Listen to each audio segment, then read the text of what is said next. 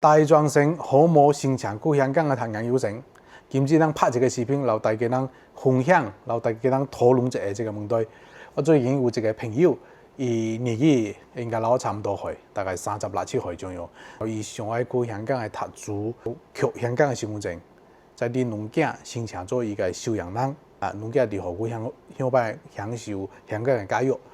我最近伫幫伊攞找學校、找專業。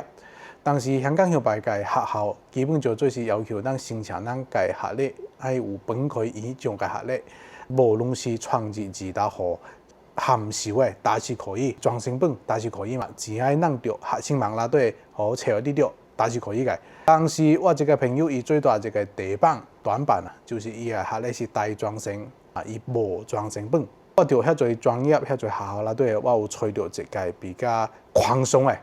這個叫做香港道會大學，來給大家人推薦。這個就是伊個光芒，香港道會大學嘅光芒。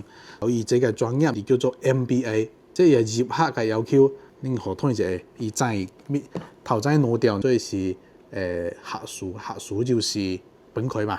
第三條我拍到一個叫做是專長嘅學歷。專長嘅學歷就是大專嘛，同時要求你有10年以上嘅管理嘅經驗。因為我這個朋友伊是家己做生意嘅嘛，所以管理嘅經驗，這個是唔成問題嘛。伊這個可以聽用中文嘅語言，所以啦名用英語嘛，你來討好雅書啊，就不需要嘅。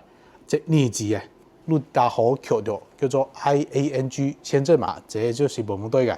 然後伊這個可以聽伊個章課，然後伊個專業考試全部做些。用中文來回答嘅，這是可以嘅。其實這種推落架就非常順利嘛。當時我嗰度推者，個問題是咩個？問題就是伊個這個學費非常驚人，對，這個學費是愛一年愛43萬，40萬。伊這個學費對一般個普通嘅家庭來講是非常嘅成本非常貴嘛。